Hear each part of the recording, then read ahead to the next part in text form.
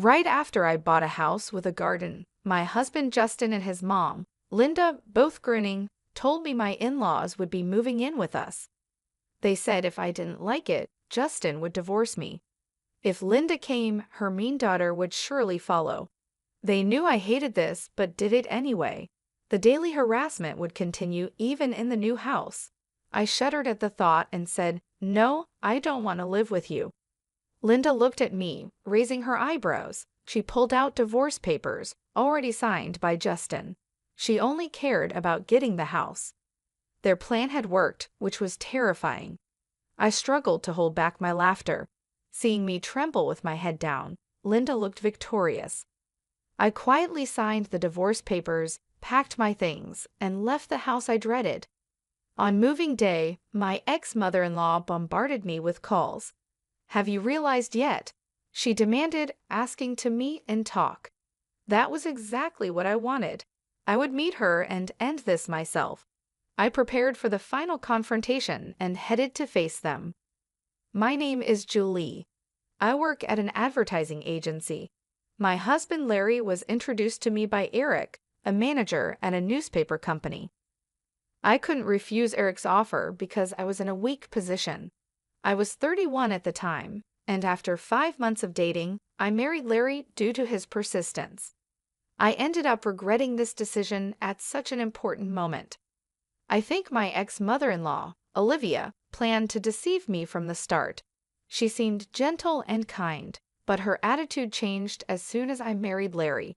She dropped the mask of a reasonable older woman and showed her true colors as a cruel mother-in-law. "Hey Julie, what are you doing? I told you to weed the garden after cleaning the dishes."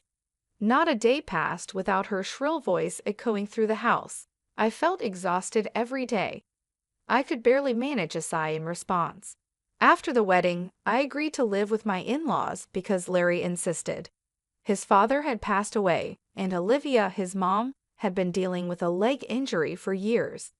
Larry begged me, saying he couldn't leave his aging mother alone in the old house. But when I got there, I saw Olivia walking around just fine. She said that teaching a daughter-in-law was a mother-in-law's duty and treated me harshly every day. Larry was no help either. Whenever I suggested living separately, he made excuses and avoided the issue. He always did whatever she wanted and never stood up for me when she scolded me. "Yeah, my mom has quite a temper, huh?" he would say. "Stop grinning and help me. This is really hard for me." After getting married, I began to feel intense anxiety and depression. I found myself crying unexpectedly or feeling sick for no reason. After seeing a doctor, I was diagnosed with an adjustment disorder. The thought that every day spent at my in-laws was affecting me badly was truly unpleasant. Despite my feelings, Olivia continued to make unreasonable demands. "Don't be lazy just because it's your day off. Have you finished cleaning the room? You haven't gone shopping yet, have you? Make sure to check the discount stores before you go. Please, Olivia, don't shout at me. I have a headache. I'll do the cleaning and shopping later," I pleaded. "Don't give me that. When you're told to do something, you do it immediately. You're the daughter-in-law, aren't you?" "A daughter-in-law is not a maid," I wanted to retort. Her demands often involved the house itself, cleaning the gutters, replacing the wallpaper, fixing the splinters in the pillars. The in-laws' house was very old and falling apart. It creaked whenever the wind blew. Each time, she would urge Larry to get a new house. "This place is a rental, you know. We're renting it cheaply from an acquaintance. Just once, I want to live freely in our own home. Don't you think so, Larry?" "I do, but we can't afford it on my salary. A house of our own is just a dream," Larry replied. Olivia grew frustrated with her useless son and took out her frustration on me. "Cook, clean, weed the garden, take me to the hospital." She didn't care that I was exhausted from working full-time.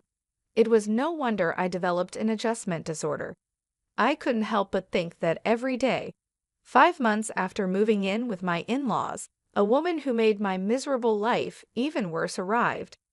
Larry's sister Kelly came back after her divorce, bringing her child with her. She said her ex kicked her out, saying he didn't want to see her face anymore. Well, it's my fault really, she admitted. I left my kid alone and slept with my husband's boss. What kind of morals does this woman have? When Kelly saw my shocked face, she smiled a little. Kelly, who looked just like Olivia, acted just like her too. She refused to do any housework and made me clean her room as well. It's only fair, right? I'm raising a child. You wouldn't understand since you haven't given birth, but it's harder than it looks. So thanks in advance for your help, Julie. Kelly didn't work. She lazed around all day. Her care for her child was half-hearted at best. She would lie on the sofa doing nothing. On weekends, her behavior was especially bad. She'd leave her young daughter with me and go to the arcade. Kelly had some bad friends from her wild days and sometimes started drinking with them in the afternoon. I wish she would at least help with some of the housework, but Kelly did absolutely nothing. She was the type of woman who would do anything to get money for fun. One day, Kelly handed me a drawstring bag. When I looked inside, I saw my dad's cufflinks, a ring, and some vintage lighters. What do you expect me to do with these? I asked. Figure it out. Sell them and make sure you get a good price, okay? Kelly said casually. These were my late father's belongings, meant to be keepsakes, yet Kelly told me to sell them without a second thought. I felt a wave of sadness, especially since she would likely use the money for the arcade. Unable to bring myself to do it, I explained the situation and handed the bag over to Larry. I don't know what he did with his father's keepsakes, and frankly, I don't want to know. When Kelly first returned, many things happened. My belongings frequently went missing after she arrived. Around that time, I also discovered that Larry was probably having an affair. A friend who worked at a different advertising agency saw him in town on a weekend. Larry was walking arm in arm with a flashy young woman. I was furious when I heard the story. I'm working hard from morning till night, even on weekends, and you're out having fun with a young woman. Unbelievable. This is cheating, right? Who is she? Tell me the truth. It's not cheating. She's just a worker from a massage parlor, Larry replied. And how is that any better? You shouldn't be going to such places when you're married, I shouted. Kelly laughed hysterically at our argument. Olivia seemed annoyed but didn't strongly scold Larry. According to Olivia's logic, if a husband goes to such places, it's because the wife isn't devoted enough. Getting upset over something like that is embarrassing. The problem is you. If you were more devoted to Larry, this wouldn't happen, Olivia said. I don't agree, Olivia. Isn't that a bit unreasonable? I said. This is the norm in this house. Besides, going to places like that or having an affair shows a man's strength. A wife should forgive such things with a big heart, you know. What was normal for them was crazy to me. Forgive visits to those places and affairs? There was no way I could do that. My frustration only grew, and I couldn't just stand by any longer. Determined to change this unpleasant situation, I decided to take action. Olivia and Kelly stayed the same day after day, treating me like a servant. They lounged around on the sofa or floor, raising their voices when they were hungry. Hey, why isn't lunch ready yet? It's already noon. Stop dragging your feet, Julie. You're so slow, it's annoying. Then why don't you make it yourselves? I've been cleaning the garden, airing out the carpets, and shopping with no time to rest, I replied. Don't talk back. Know your place as the daughter-in-law, they snapped. I wasn't even allowed to voice my opinion. I was utterly fed up. I wanted a divorce immediately, but if it were that easy, I wouldn't have been struggling. Larry was introduced to me by Eric, a manager at a newspaper company. I owed a lot to my boss, Richard, who also asked me not to do anything that would embarrass him. Olivia knew this and often used it against me. I was completely stuck between a rock and a hard place. For a while, all I could do was endure. Then, one day, Larry's affair became undeniable. That friend from the other agency got solid proof. The first stage of my plan was complete. I needed to figure out my next move. About a month later, I think it was. Kelly spread out a housing catalog on the dinner table after dinner. From every angle, it was clear that these were items I had put in my bag. Look at this. Julie was planning to buy a house. Wait, did you rummage through my bag? Why? Why would you do that? I demanded. Just be quiet. Oh, it's a nice house, a bit in the countryside, but still. Hey, Julie, you should have discussed something like this with me, Kelly said. I had my eye on a house with a garden. As Olivia said, it was in the countryside but looked quite good. I had already visited the place several times and met with the real estate agent. When I admitted this, the three of them became very interested. What? How far along are you in the process? Are you going to buy it? It's cheap and spacious. Not bad at all, Olivia said. Larry added, "Amen, got to be bold. Oh, well, a house with a garden, huh? That's a big decision if you decide to become the head of your own household.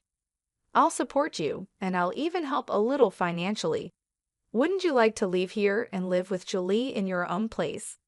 Olivia said, pretending to be supportive. She was already encouraging Larry before I could say anything. How fake. She had no intention of letting me go easily. When I asked whose name the house would be under, Larry frowned. I'm the head of the household. It will be in my name, of course. Then can I go ahead with the purchase? We'll buy this house, and the two of us will move out, right? I asked. All right, I've decided. I'll buy the house. Go ahead and move forward with the arrangements, Larry finally said firmly. Olivia and Kelly both praised Larry for his decision, but I noticed them exchanging a knowing smile. A few days later, just after buying the house with a garden in the countryside as planned, Larry and Olivia, both grinning, made an announcement. They're moving in too, Larry said. What? But you said we live there alone, I exclaimed. After thinking it over, we decided to live together. You're not going to say no, are you? If you refuse, I'll make Larry divorce you. I wonder what your boss Richard would think of that, Olivia said.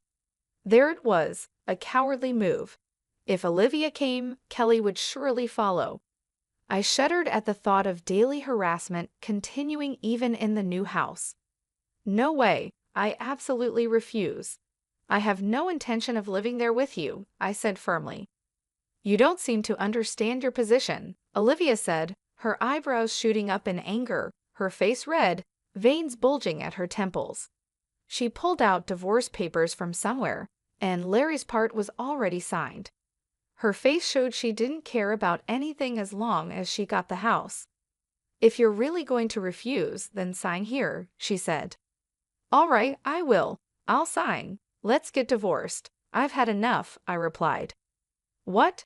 Hey, Julie, are you sure about this? Larry asked. Leave her. A useless woman like this is just going to make you angry. You're young. You'll find a new wife soon enough, Olivia said harshly. I quietly signed the divorce papers. Olivia looked triumphant, but she had no idea how I felt. My plan had worked perfectly, which was terrifying. I struggled to hold back my laughter. A few days after I moved into my new apartment, I started getting a lot of calls from Olivia. Checking my calendar, I realized today was their moving day. She must have figured it out. The phone kept ringing nonstop, typical Olivia. Ignoring the calls didn't help, they kept coming. Finally, I answered due to her persistence. Olivia didn't even say hello, she just started yelling. Julie, how could you do this? What kind of house did you make us buy? Hello, Olivia. Calm down. What are you talking about? I don't understand, I replied. Don't play dumb. This house, you knew it was defective when you bought it, didn't you? Didn't you? She screamed. That's right. The house I chose had problems. The ground was unstable, causing the land to sink. Even a new house could have doors and windows that wouldn't close properly after a few years. There were old mining tunnels nearby that caused these issues. The locals knew about this and built their houses on stable land. Only clueless newcomers fell into this trap. I used this problem-ridden house to trick those three. It was tough to find a reasonably priced defective house, even with the help of a real estate agent. I'd also made sure Kelly would steal the real estate catalog from my bag. I had deliberately left my bag in an easy-to-steal place. They fell right into the trap and moved in. It was hard to keep from laughing when I signed the divorce papers. I wanted to tell them everything, but I couldn't. I played dumb. A defective house? That can't be right. There must be some mistake, I said, feigning innocence. What is with that attitude? So fake, just come over here, Olivia demanded.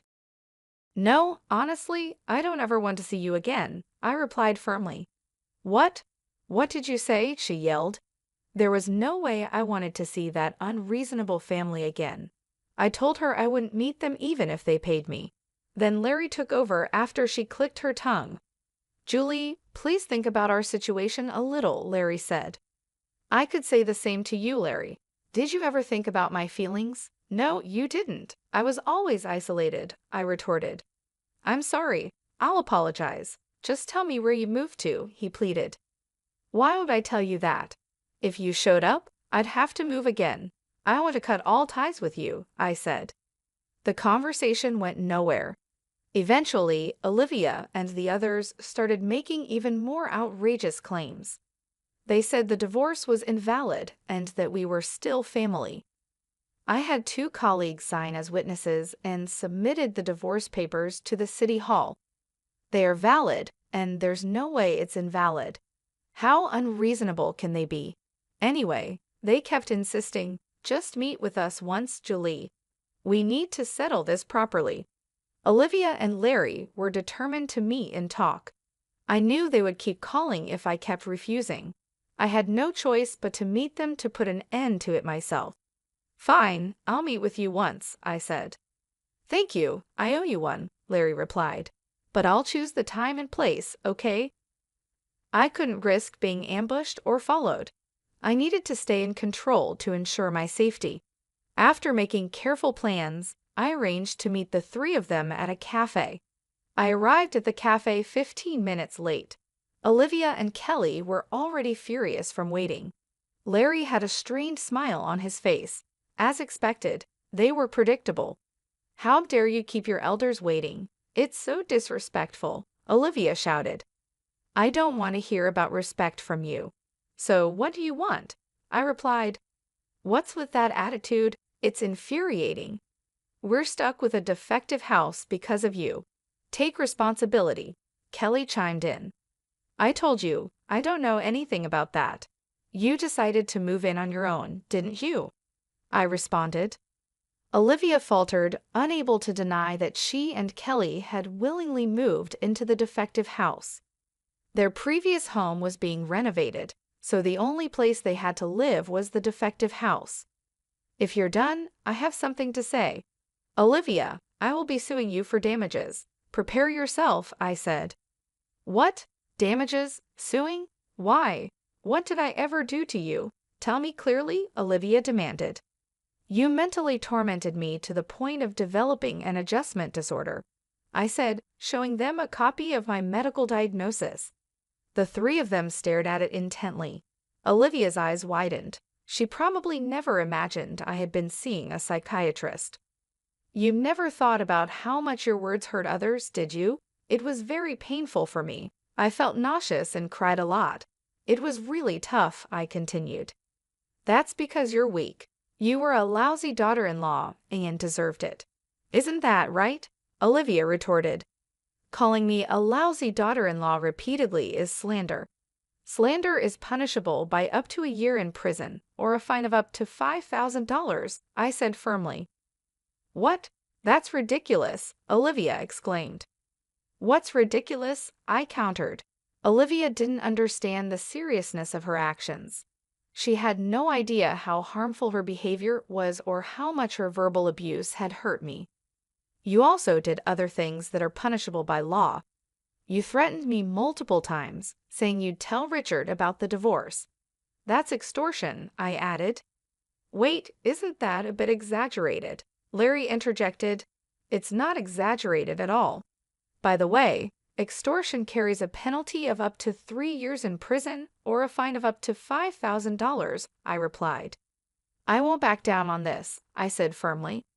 All right, wait a minute. Kelly stepped in, her eyes sharper than usual. She had the look of someone who wouldn't be intimidated by threats. What is this? Scaring my mom by taking advantage of her ignorance? Do you have any proof of these so-called slanders and threats? Yes, I do. I've been recording everything, I replied. What? Recording? Kelly's eyes widened.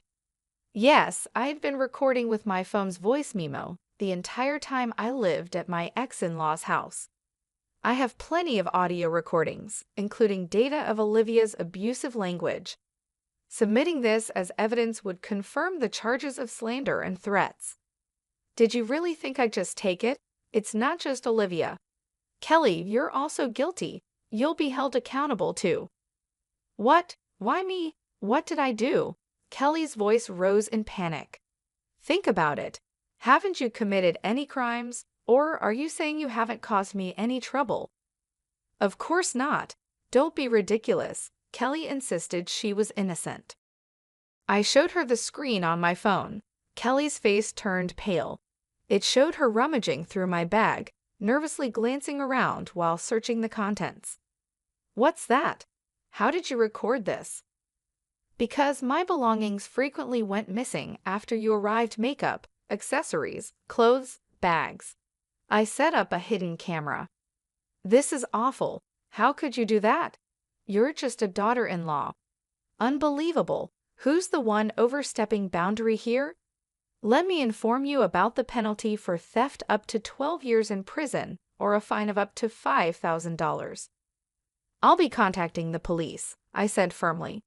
Kelly's mouth opened and closed. She wanted to argue, but she couldn't. She looked completely helpless. I had kept track of all my missing items. Knowing the exact extent of the damages would make it easier for the police and lawyers to act. If I was going to do this, I would do it thoroughly. I was determined not to let these three off the hook. Finally, it was Larry's turn. He shrank back under my glare. If there was anyone I couldn't forgive the most, it was him. I believed a marriage was about mutual support, but Larry, you saw things differently, didn't you? From start to finish, you were always my enemy, weren't you? Enemy? No, I never meant that. Not at all. Please believe me. Even today, I was trying to mediate as much as possible, Larry pleaded. Sure, enough with the lies. I don't need your mediation, I said coldly. Larry was a cowardly man. He always sided with the stronger party. He had always been with Olivia and Kelly. Even now, he was trying to placate me to save himself. If he had been a slightly better man, maybe, but it was too late now. I would have stayed married if he had just said, "Let's move away and live just the two of us." I might have done that. The name of your affair partner? I believe it's Nicole. What? How did you know? Larry stammered. I had a friend investigate. She's good at that. I even have pictures of you and Nicole entering a hotel together. Look, here they are, I said, showing the photos. No, don't show them. Don't show them. Larry tried to stop me from showing the screen. He didn't want his mother and sister to see his affair. But why should it matter? Their morals were already broken. They were all like-minded. I put my phone and the copy of the diagnosis back in my bag. I had shown all the evidence I needed. Olivia, Larry, and Kelly looked defeated and drained of energy. If they did anything wrong, they'd be reported to the police. They seemed scared, but I was fully intending to consult the police regardless of their actions. I believe the police will come by eventually. Don't try to run. It will only make things worse. And make sure you don't follow me. Understood, I warned. Julie, don't be so cold. We were married until recently, remember? Larry pleaded. Yes, and honestly, I think marrying you was a huge mistake. I feel so relieved we're not a couple anymore. If you follow me, I'll press charges. So don't wait outside my office or contact me unless it's absolutely necessary, I said firmly. I made a few simple agreements with the three of them and left the cafe. Even after I left, they sat there looking dejected. You can't stop people from talking. The news of Larry's divorce quickly spread at his company. The reasons his infidelity and mistreatment of me spread along with it. As a result, Larry faced cold treatment at work. The person who introduced us was Eric from the affiliated newspaper company. Naturally, Larry lost his trust and was viewed harshly. Unable to endure the hostile environment, Larry eventually quit. He struggled to find new employment, and his relationships with his mother and sister became strained. About a year after our divorce, Larry reappeared in front of me. He called out to me as I was leaving work, and I turned to see a shabby-looking man standing there. "Larry, I barely recognized you," I said. "I know people say my face has changed lately," Larry said. He looked like he had been through a lot. Olivia and Kelly were convicted and fined, and I had claimed alimony from Larry. They must be struggling financially now. They still had to pay off the mortgage on the defective house, so things were tough. "How are Olivia and Kelly?" I asked. "They're alive, just barely hanging on. They're both working now because they have to, or we wouldn't survive. They always say they want to go back to the old life, relying on my and your income. They haven't changed a bit. They're like parasites," Larry said. Cutting ties with them was definitely the right decision. I thought he might argue, but he didn't. Larry sighed deeply and apologized to me. "I'm really sorry for everything. I deeply regret it. I was a fool. You were right. I should have always been on your side. I must have been out of my mind." "Your whole family has been out of their minds from the start," I replied coldly. "Please, let's live together again. I'll cut ties with them for real this time." "You're the only one for me," he pleaded. "Oh really? Too bad. I'm seeing someone else now." "Even if I wasn't, I'd never take you back," I said firmly. When I said that, Larry collapsed to his knees, but his pitiful act didn't work on me anymore. If I were less well-mannered, I would have spat on him right then. I left him there and went home. He never contacted me again. The real estate agent who helped me told me that Olivia, Larry, and Kelly's lives had fallen apart. They blamed each other for their poverty, which worsened their relationships. Neighbors heard shouting and glass breaking from their house almost every night. They berated and tormented each other but couldn't break free. It was nothing short of hell. They were quite isolated in the community, with no one wanting to interact with them. Eventually, they will likely sell their unsellable house for next to nothing and end up homeless with just their debts. I can clearly imagine the three of them huddled together, cursing each other under the cold sky. One day, I'd like to see their miserable state when they've hit rock bottom. Meanwhile, I'm living a happy life that feels almost unreal. It's all thanks to my new partner, the one I mentioned to Larry. He's a successful salesperson at a big trading company, a mature man with a gentle nature who respects others. He's also divorced, like me. We're planning a small wedding soon. My first marriage was a really bitter experience. Even now, I sometimes tear up when I remember the hardships. But even during those times, I feel warmth and comfort when I lean on him. This is where I belong. I took a long detour, but I finally arrived. That's how I feel. Because of the struggles I've been through, I can now be kinder to others. I want to use my experiences to live a positive and bright life. That's how I feel these days.